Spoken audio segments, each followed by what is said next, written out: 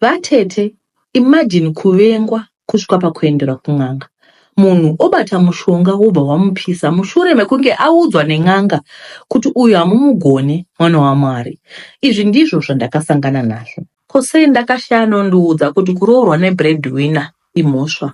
Kusvika kwangu mumusha makafarwa, asi mushure memwedzi mishoma vamwene vangu vakatanga kuunyanisa chiso. Ndainge ndavabvutira chingwa chavo mumukanwa. Handina kuziva kuti I was the enemy. Kubva musi wandakaroorwa ndakatanga kusagadzikana. Ndinoziva kuti vazhinji venyu muchati ndinovenga kana kuti ndine rafu, asi ndakapinda mumusha umu ndiri open-minded. I loved this woman as my own mother, but everything chandaita kwavari chainge chakashata. Ndaitsvagirwa mhosva pose pose. Asi chero zvazvo vaindivenga, amai vakanobata mushonga ukakuvadza mwana wavo, hanzi beta tishaye tese. Vatete ndakazvionera pamhino sefodya kusina mai akuende. Ndakasvika pakuvarota, ende pese pandaivarota the following day mwana wavo aipanduka kuita kunge asingandizivi. Aigona kundirova senyoka yapinda mumba. Aishanduka seweather yeCape Town inoti mangwanani kuri clear, pasina chinguva mhepo yotovhuvhuta ichitora mawigi emaSlay Queen. Woti kuda tichazoropa rinovira, hariviri rinodoka kuma8:30 mushure mekunge Africa yose yadova murima. Ndiwo waiva hunhu hwemurume wangu. Regai nditange nekuti ndakaroorwa zvinodadisa, ende vakwasha vakabisa mari yakasviba. I remember very well vanhu vose vachishamisika kuti mari yakawanda iyi. Mushure megore takabatsirwa nemwana wedu wekutanga. Kuzvarwa kwemwana chakava chishamisa kuti ndararama nekuti ndaive ndakasungwa. Ende panguva iyi dambudziko rataiva naro nderekuti mari yainge isati chaindi kuna vamwene semaendero ayaimboita kare ndisati ndaroorwa. Pavhiki amai vaichaya foni katatu vachiisa zvikumbiro.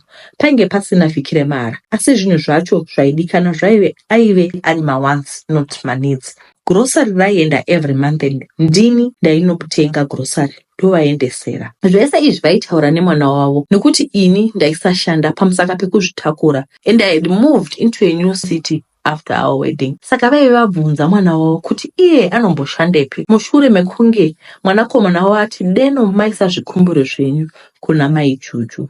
Vakapindura kuti mai Juju angoriwo n'anga rinogara pamba, saka I won't talk to her. Iniwo kwakuzosangana nemeseji imufoni mababa Juju. Ndakavarakidza vakangoshinya. Ini ndikati ndanga ndisingazivi kuti ndiri muvengi. Izvi zvemeseji zvakaitika ndine pamuviri paJuju. Tete, mimba yakadarika 40 weeks, ndikaenda kuchipatara. Vakati if there are no signs, just wait. Saka ndakadzokera kumba hangu.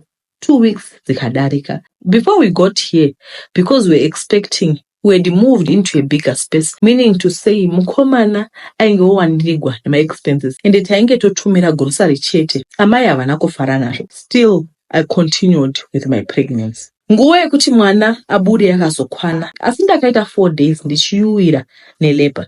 Murume airota rinozi nyoka, ozama kuriuraya, richinetsa kuurayiwa, richitoataka instead. Same hope ndidzo dzairotwa naamai vangu.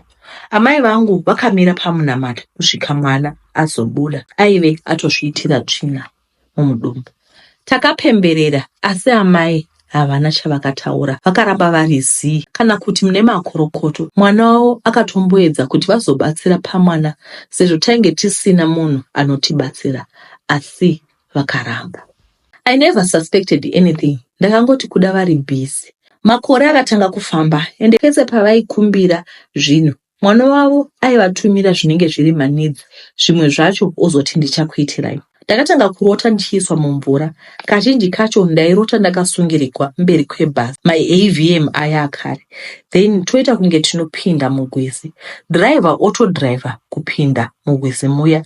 Ini ndiri ndoga ndinenge ndiri kumberi. Then ndobva ndanyura mumvura. Kana ndangorota izvozvo, trouble would follow. Pandairota zvemvura, ndaibva ndapinda panguva yakaoma. Murume orwa neni, chero pane vanhu aindituka, aigona kungotsamwa.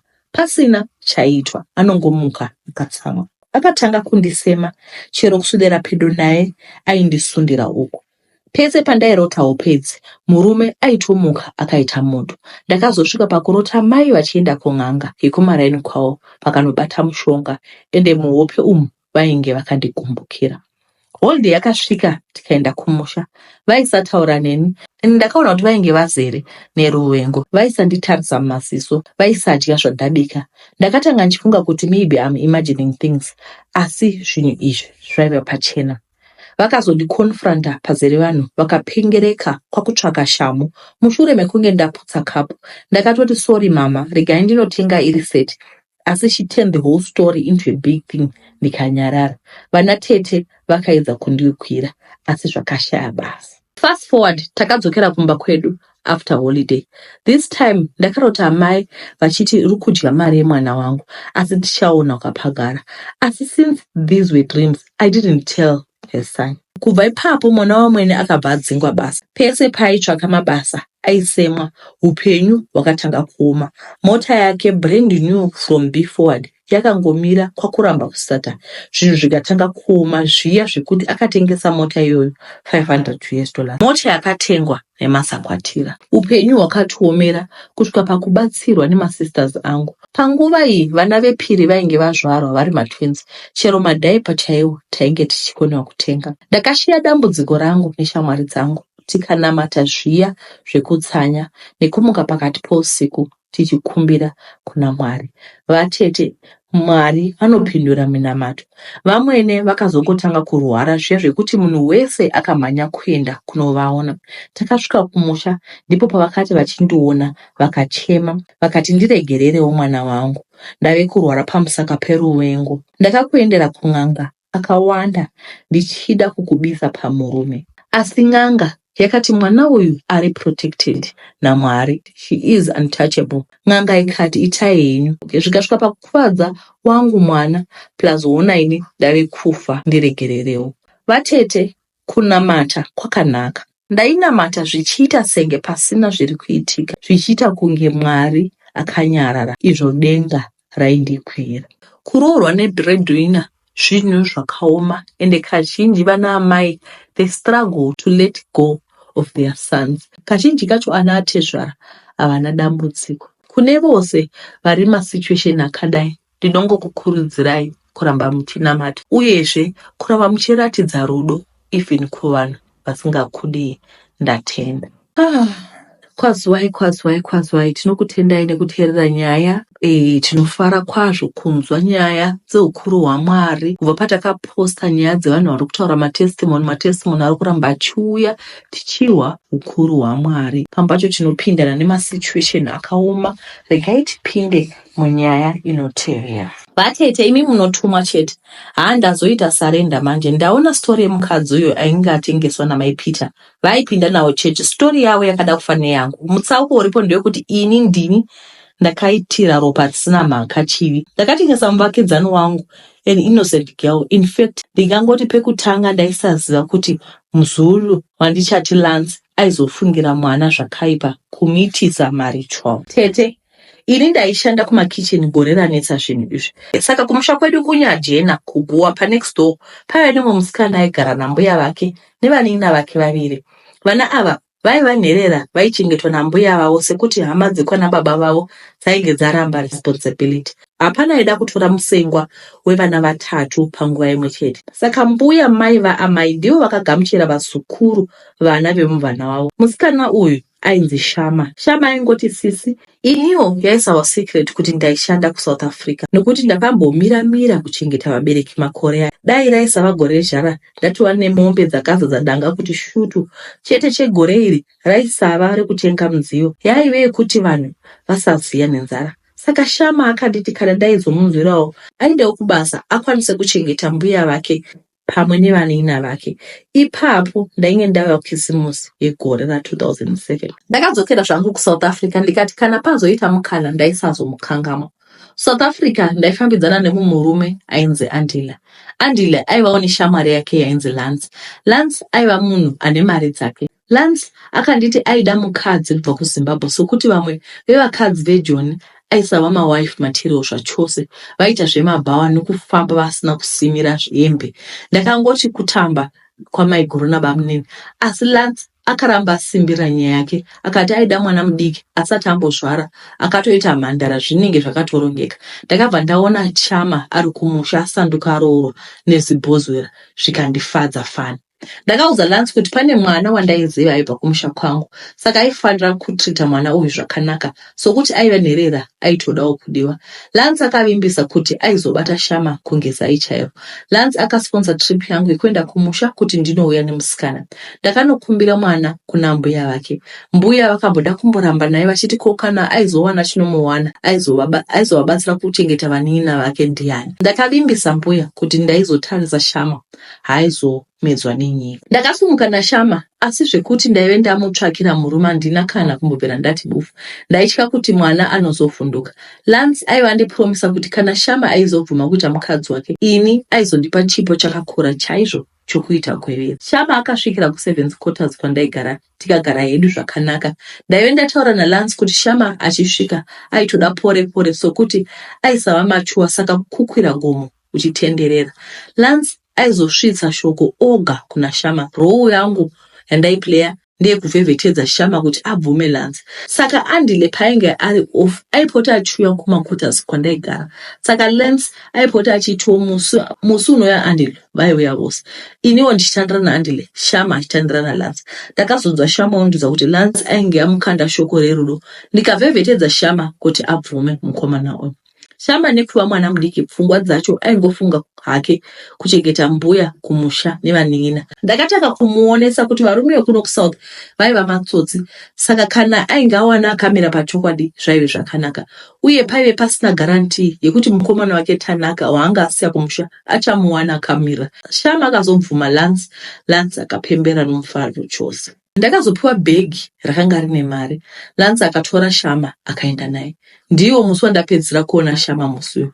Lance paakatora Shama akabva abuda munzvimbo mandaigara.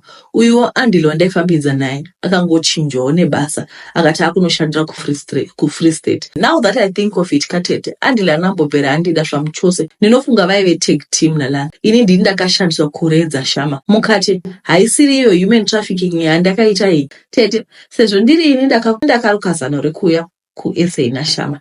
Ndakarukawo rimwe zano kuti mbuya vaShama vasafungire kuti ndingava nechekuita nomuzukuru wavo. Tiri ndakanyorwa tsamba ndichita senge ndini Shama ndichivaudza kuti ndakasvika zvakanaka, asi ndainge ndabatikana nebasa ndaizoshanya kana basa ravashomana. Ndakatengera mbuya tumatenesi nezvipfeko zvekudya uye nevanin'ina zvipfeko, machira nezvimwe zvekushandisa kuchikoro. Mbuya vakafara chose vachiona zvinhu zvakabva kumuzukuru wavo. Imwe mari kuvabereki vangu, kuisa sola nechibhorani nekuvakawo imba yakanaka. Ndava kudzokera kumusha, vakarongedza chibagwe chemumhare neni munzungu vachiti Shama aifarira mutakura. Mwoyo wangu wakadzimbikana chose sokuti Shama ndainge ndisingazivi kwakaendeswa naLance. Asi kuti ndisatambire ko kana mbuya vaizonyumwa, ndakatambira ndikaoneka, ndikadzoka kubasa kwangu kumakicheni. Ndaiti ndoenda kuZimbabwe ndonyora tsamba kuna mbuya nekutenga chino nechocho. Izvi zvakaitika kwemakore 5 ndichingotamba manyenga. Asi ini hangu ndini ndaiziva chokwadi pasi pemwoyo kuti Shama hako. Ndakazotsemuka mwoyo mbuya vatuma munin'ina waShama kunyora tsamba inoti muzukuru, tinotenda nekuti chengeta kwaunoita ugarire kure nemoto. Asi nyama dzangu dzakura dzava kudzimba. Dewa mbuya kumusha undione ndisati ndafa. Mwoyo wangu wakuzuwa anodiwa ambuya vangu. Tete, ndakachururuka misodzi pandakaverenga tsamba yambuya kune muzukuru. Zvaitaurika here kuti ndivanze chokwadi chekuti handizivi kuti Shama aripi, handichozivi kuti mupenyu here kana kuti akafa. Asi zvaitaurika here ndaizovauraya nguva isati yakwana. Ndakanzwa mai woti paunodzoka uzvuzvurudze Shama kuita wokusungira pabhazi auye kuzoona mbuya vake vachiri vapenyu. Vaiti mbuya vanga vogara vakatarisa nzira yakaenda naShama vachiti zvimwe kuda angadzoka. Mai vaiti kukura mbuya vanga vakura sichainyanyovapedza, dzaiva pfungwa nendangariro dzemuzukuru wavo. Ndakadzokera kubasa ndichinzwa kuremerwa nepfungwa chaidzo. Weekend yakasvika ndikati ndimbonovaraidza pfungwa kushopimo ndiye dhuma naLance.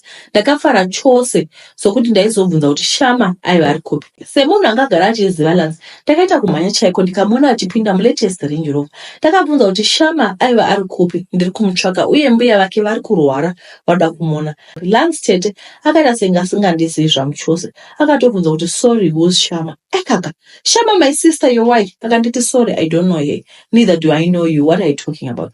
Tete ndakapfugama ndikamubata gumbo kuti andiudze kuti Shama at least ndinoudza mbuya vake kwari sokuti vanondiblema inini nekusauya kwaShama kumusha.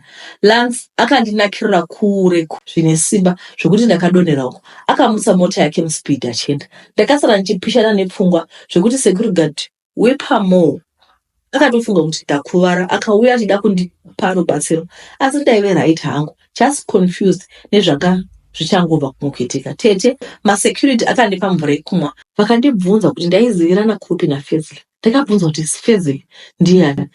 Vakati murume wandanga ndichitaura naye manje sokuti aizikanwa kuti is a well-known ritualist anouraya vasikana vechidiki vasati vaziva varume for mabody parts avo. Aitoti anozikanwa chaizvo zvokuti vakadzi vainge votomuzeza senge Ebola virus yakanetsa kuKongo makore apfuura.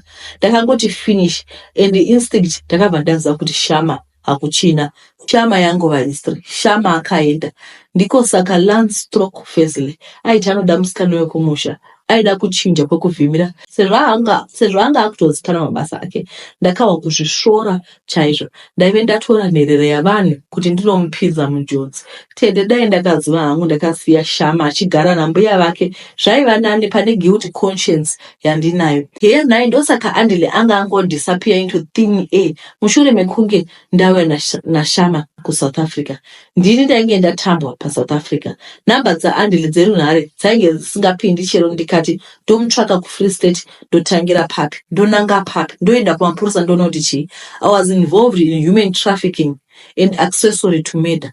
Kombuya vaShama ndakatora muzukuru wavo kuti adyiwe nemakarwe naye aitwe ritual sacrifice. Zvotaurika here nai Tete? Ko ndakaitei? Sei ndisina kuona kuti ndaitambwa?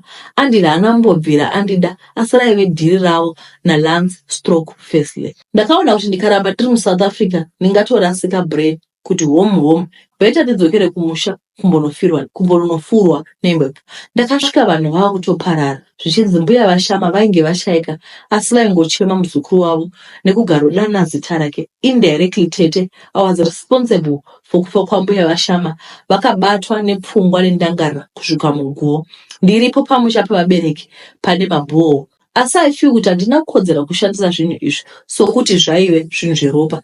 Lance zvaakandibhadhara kuita gwevedzi dai ndakapawo mbuya vake mbichana, asi ndichiti yabveipiko? Yakaroora muzukuru wenyu, alright, akamurooresa ndiani? Uye akamira sani. Tete patova nemakore 16 zvaitika izvi, asi handina peace. I'm a walking zombie. Ndinoona Shama smiling at me innocently, tichitaura nyaya kuma7 quarters tiri kuSouth Africa. Ndozoonawo mbuya vakagara padombo pedyo negeti vakatarisa nzira kutarisa kuti vachaona muzukuru wavo ouya. Ndakaiteiko? This is the first time ndataura nyaya after 16 years. Tete 16 Tete ndichita senge simbi nengura iri kupera mbichana. Anyway, if only I could reverse the hands of time. Zvinorwadza vakomana. This is a very sad story. Ndabatikana fani ndarwadziwa. Zvinorwadza chokwadi. Iko kuti kwai munhu anotogwa nemukomana wongoenda mukomana wamusingazivi. I'm very sorry my sister for what you went through also. Regai tiende pane nyaya inotevera. Hello auntie, ndakarombesa mwana wasawira wangu nekuti murume wanogara naye ndaimudawo tichiri vasikana. Tete ndiri mudzimai anogara kuMbare kuMatapi, asi ndakakurira kuKambuzuma. Ndaigara namaparents angu, ndakakura ndichitamba naAngela aive musikana aive asina hake kunaka pafesi asi munhu ane structure yakanaka. Takura ndakadanana nemukomana ainzi John, taipinda same church, ndokunyengwa naJohn. Handina kuziva kuti Angela zvakamurwadza, akaenda nerweshure akaninyepera John kuti ndakabvisa mimba dzakawanda ende ndine musikanzwa aisingaiti. Ndakabatikana. After ndazorambwa naJohn mukufamba kwenguva ndakaenda kuBulawayo uko kwandainge ndaenda kunoona hama. Ndichidzoka ndakanzwa kuti Angela shamwari yangu ndiye akudana naJohn and ndiye akaudza John kuti ndine bad past. Ini Angela handina kumubvunza kana kuradza kuti ndabatikana. Akadana naJohn kusvika amitiswa. Navo vanogara vese vakatochata pamuchato wake. Ndakaenda chero nanhasi ndowirirana naye. Ndakazoti azvara mwana wake iniwo ndakazowanawo murume asi taitambura. Iye aiva akagara zvakanaka since John ane basa rakanaka aitouya kupa kwangu nemota yakatengerwa. Zvinova zvakandisapa pain yakawanda asi ndaisazviratidza kwaari. Ndakazonzwa nezven'anga inorombesa. Ndakaida kuti ndakaenda nekuti ndaive ndaneta nenhamo plus friend yangu yainge ine kakundidadira futi. Ndakamukwereta mari akandipa ine extra 50. Haana kuziva kuti ndiri kuenda kun'anga. Kun'anga ndakanzi panoda nyama yemwana mudiki ari pasi pe2 years, ndouya nayo ndoidya ndokuti ndiite mari. Ndakati ndinaye mwana wandinoda muurayi sekuru. Ndikavaudza zvese zvaidikanwa nefriend yangu. Vakati enda unouya nepenti raAngela wacho plus pampa remwana wake rine tsvina inenge yaitwa nemwana uyu. Kumba kwaAngela ndinoenda ndichimborarako, so ndakaenda ndokunorara asi ndiri pamishini. Ndakaba pamba randainge ndachinja mwana wake plus penti raAngela. Ndakadzokera kuna sekuru vakaisa chivanhu chavo, mwana akafa, asi handina kuziva kuti vakagadzira Angela kuti asaita mwana futi. Ndakatanga kuita mari tete, nawo ndava nemari ndichishandisa Angela. Iye zvino vari kunesana naJohn nekuda kwekushaya mbereko. Ndinomborwadziwa, asi rimwe side ndoda kuona achitambura. Akanditorera mudiwa wemwoyo wangu. Mari ndotomupa nokuti atichema nhamo dzake asingazivi kuti ndini muroyi wake tete. Nawo handisati ndawana hangu problem pane zvandakaita nditori bhoo, asi ndinozvidya mwoyo kuti ndakazoendererawo mberi nekuti Angela atambura, asi ndikada kumunzwira tsitsi zvinondipira sekutaura kwakaita sekuru. Zvakaoma, ndiyo handiti tangozvinzwirawo pamba pacho unotopera simba zvinhu zvinoita sei. Hanzi karma does not need GPS. Ngaitipinde panyaya inotevera. Makadi yenyu tete, tanetseka nerufu mumusha. Baba vakaromba uye marombero ababa taisamaona. Baba takazovabata mushure mekunge tafamba. Takaberekwa kwaMutare kubocha. Takazvora tiri 14 asi tasara tiri 3. Amai vakasheka asi rufu runowanzoitika kunguva yechubvu. Mushonga wababa zvawaita zvekuti kana pakaitika nhamo baba vaiuya nechubvu wosvikupa munhu anenge achifa next.